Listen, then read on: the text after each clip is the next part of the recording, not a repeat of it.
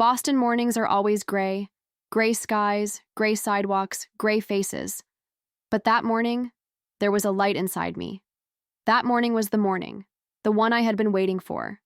After 8 years of trying, 12 failed attempts, and more tears than I could count. Celeste, do you hear the heartbeats? The doctor's voice still echoes in my ears. Twins. They were actually twins. That day, I didn't go straight to the office. I walked along the Charles River, pressing a silent scream into my chest.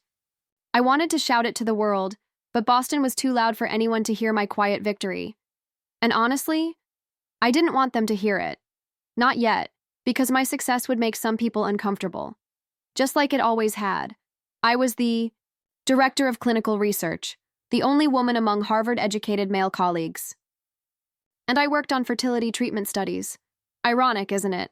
Writing hope for others while drowning in your own struggle. But my biggest battle wasn't with science. It was with the system.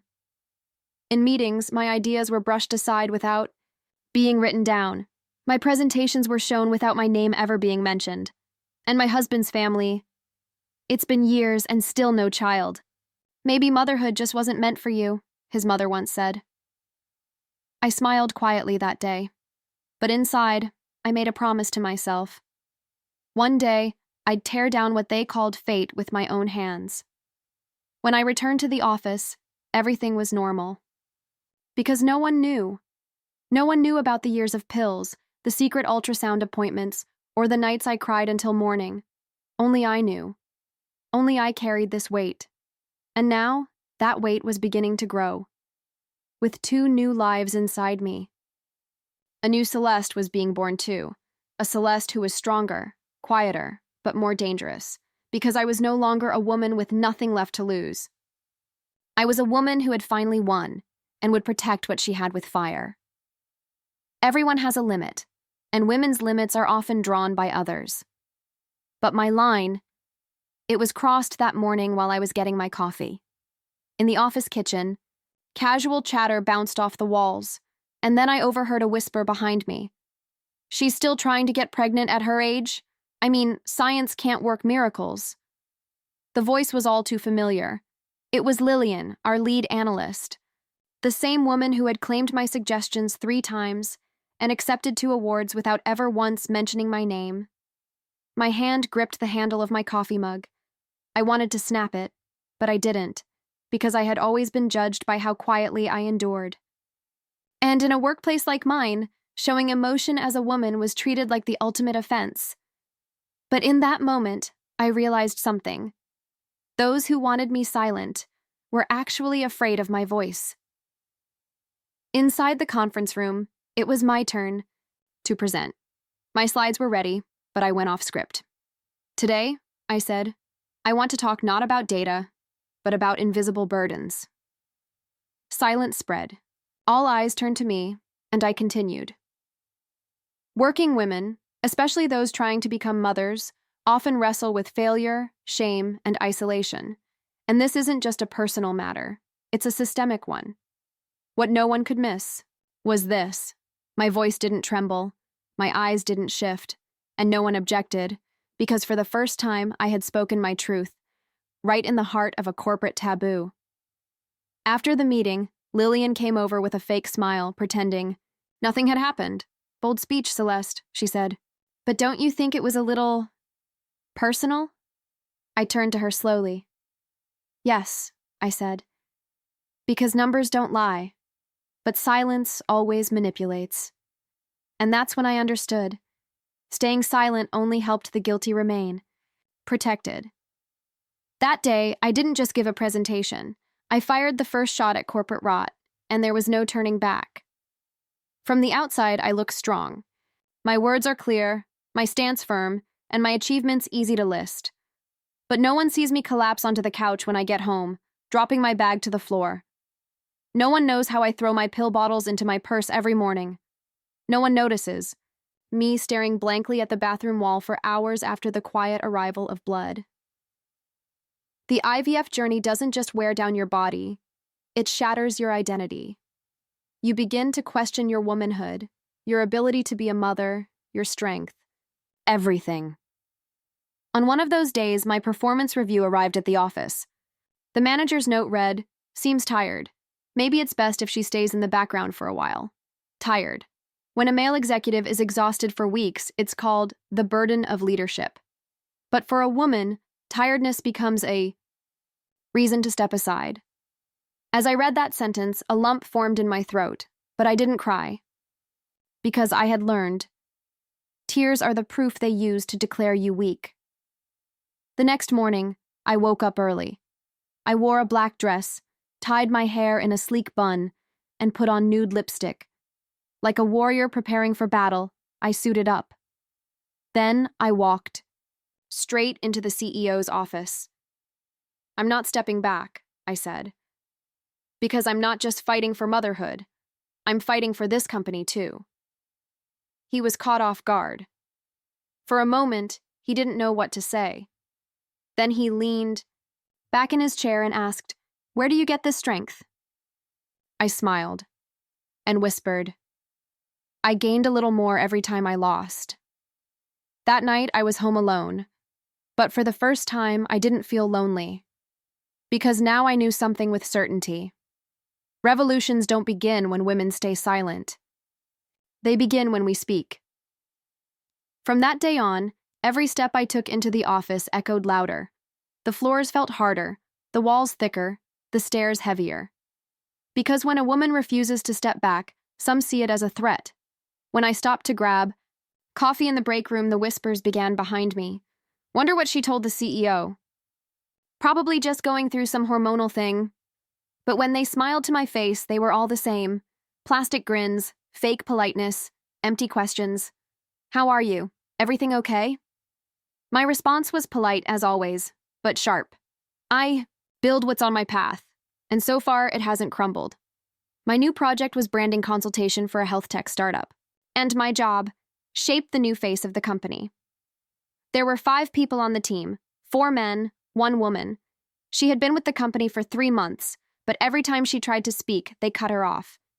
During a meeting, it happened again. She began to share an idea, and one of the men interrupted. I stepped in. Speaking over someone before hearing them out isn't creative, it's just rude. The room went quiet, but that woman looked me in the eye and smiled. Not just a thank you, a silent declaration of solidarity. Office politics, those invisible webs, are spun to isolate women, but that day I cut the first thread, because I knew when a woman feels alone, that's exactly when she can be someone else's strength. A week later, I presented to the C-level executives. When I began speaking, most of them were scrolling through their phones, but then came the reveal. The new face of the brand, a woman in her 30s, dark-skinned, a real entrepreneur battling PCOS. Unfiltered, strong, unapologetic. As the slide changed, so did the energy in the room. One executive asked, "Couldn't she be more universal?" I swallowed hard, then looked him dead in the eye and said, "The story is universal. Skin color is not the barrier. We don't just want visibility anymore. We want representation, not to be noticed, but to be recognized." There was no applause at the end, but a few held my gaze, and that meant more. That day I realized, yes, all eyes might be on me. But now, I was strong enough to look back. Because I wasn't just bringing my name to the table, I was carrying the silenced names of so many women with me, and this wasn't just business. This was a fight, and I had sworn never to retreat again. From the outside, I looked strong. My voice was clear, my posture firm, my accomplishments easily listed. But no one saw me collapse onto the couch after dropping my bag at the door. No one knew how I tucked my pillbox into my purse every morning like a secret.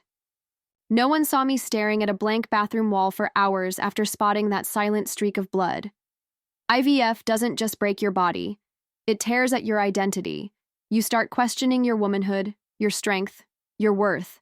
And right in the middle of all that, I received my performance review at work.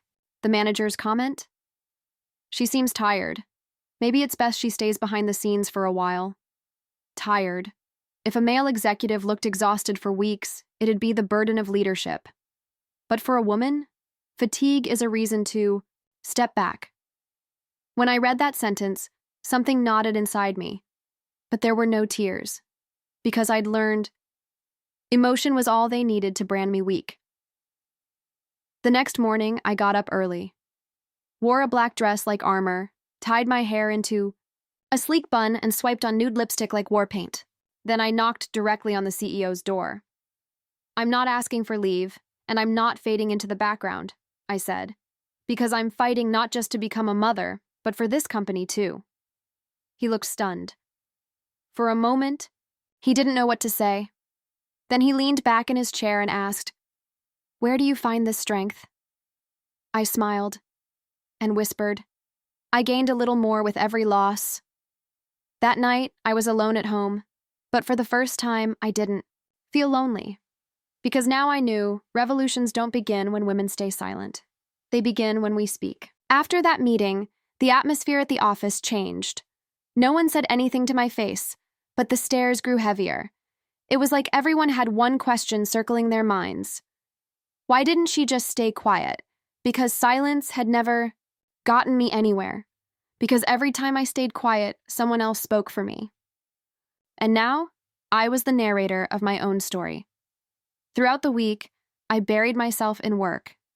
Not only did I defend my campaign idea, I refined it. I changed the color palettes, sharpened the message, and designed the mock-ups myself. I worked late into the night. While everyone else left the office, I sat under the glow of my desk lamp, sketching my own quiet revolution. But the most unexpected moment came that Thursday. The agency's global creative director, Elena, flew in from London. Normally, she only met with directors, but that day she called me into her office, personally. She looked me in the eye and said, "I want to thank you. Some ideas aren't just creative. Some shake the system. And you've done exactly that." I froze. It was like all the battles inside me suddenly hushed. That validation made every buried piece of effort visible again. Elena offered me a new project. Not just an internal one, a pan-European campaign.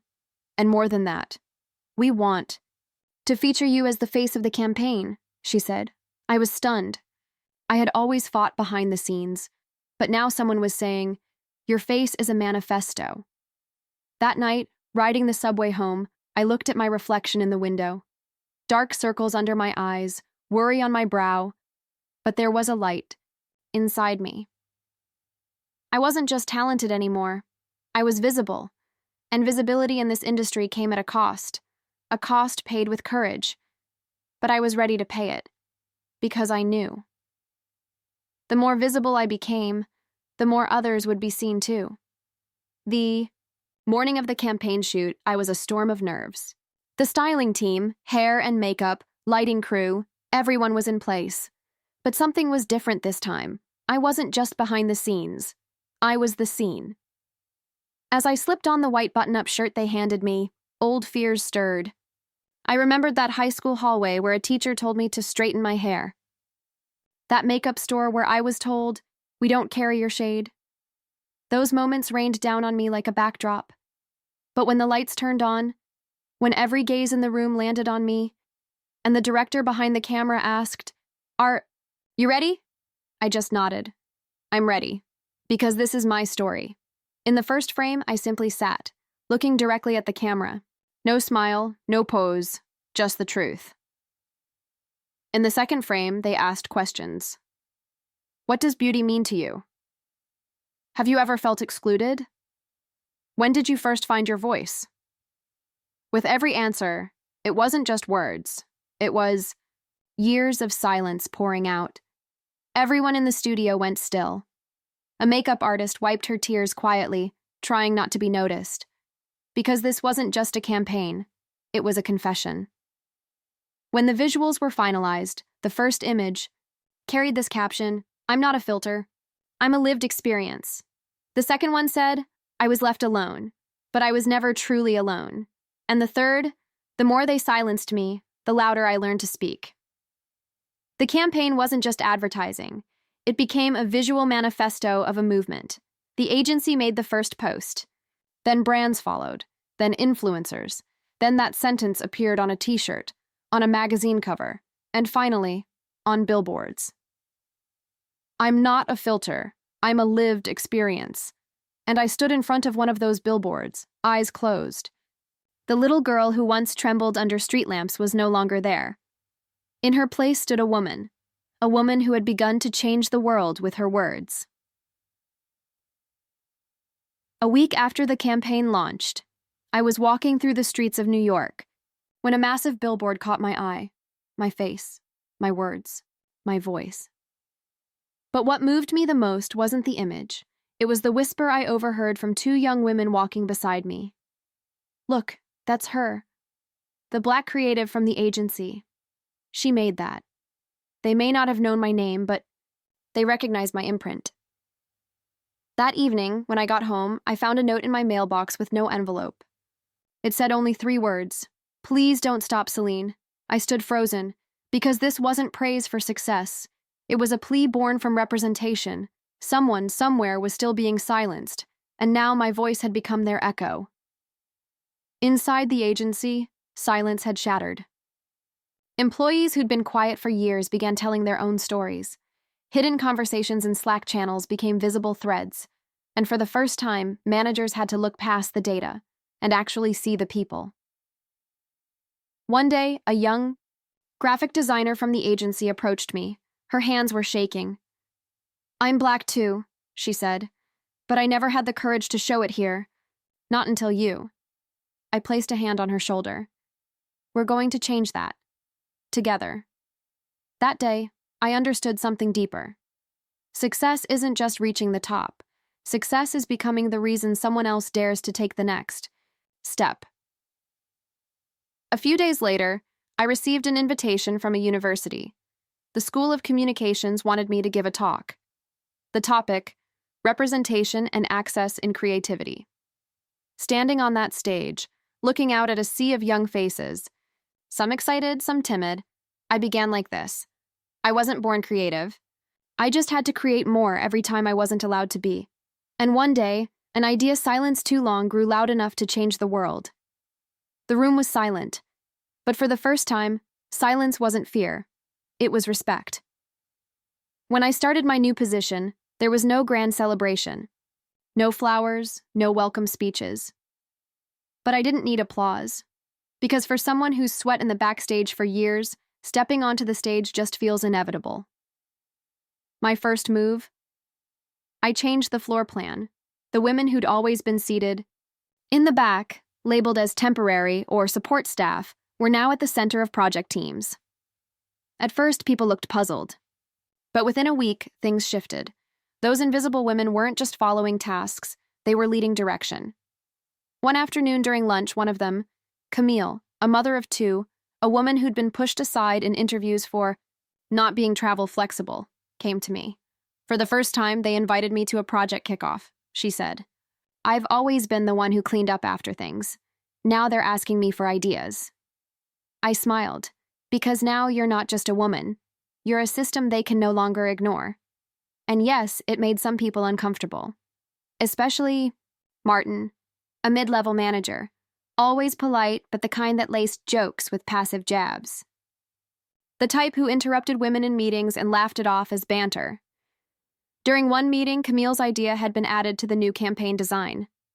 Martin smirked and said, "Kinda looks like a Pinterest board for moms." I didn't respond. But that evening, I printed out a visual from the presentation, Camille's visual, and I wrote a note at the bottom. This isn't just aesthetic, it's the expression of intelligence that's been silenced for years, by a mother who never stopped thinking. The next day, that visual became the cover of the company's internal newsletter. And from then on, Martin thought 3 times before commenting on anything, because now we weren't staying silent. That weekend, I spoke to my mother. She had always told me to fight for yourself, but now I was fighting for others too. Over. The phone, she said. Your name isn't just yours anymore. You're carrying forward the unfinished stories of so many women. And that's when I realized something. I wasn't just a manager. I was the echo of every silenced voice. And there was no turning back. It was Monday morning, An internal email popped up on my screen, and it wouldn't leave my mind for the rest of the week. Subject line: Introducing the new executive leadership team. Most of the names were familiar: white, male, over 40. My name wasn't there, even though I had led the project, even though the success was mine. I messaged the head of HR. The list is incomplete. You'll need to update it. An hour later, she replied, if the senior leadership appears too diverse, it might give off the impression of forced equity. For now, we're aiming for a more neutral tone. My hands trembled, because that wasn't just a message to me. It was a message to every woman trying to rise.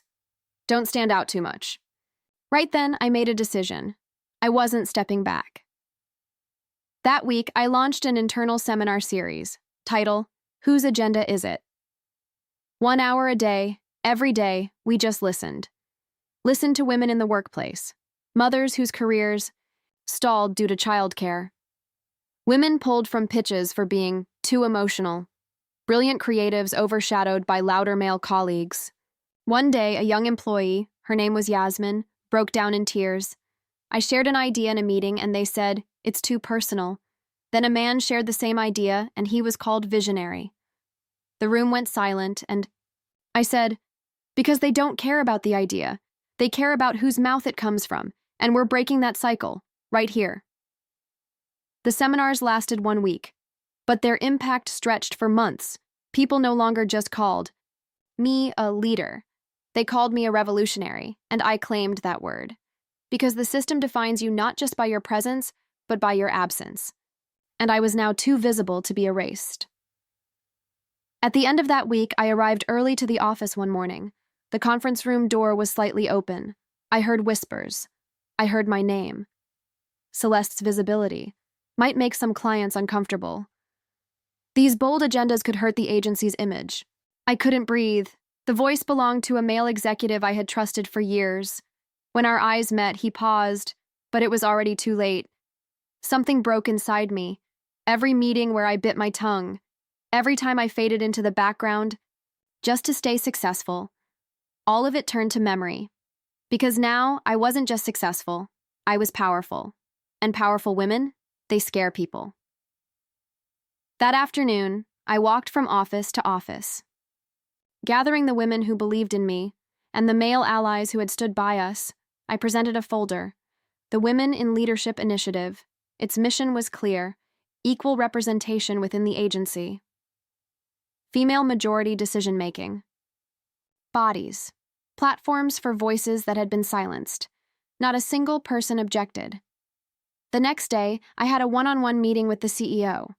As I opened my presentation, I said, if a woman's voice makes the outside world uncomfortable, it means it hasn't echoed loud enough inside these walls. He took the folder, flipped through the pages, then looked up.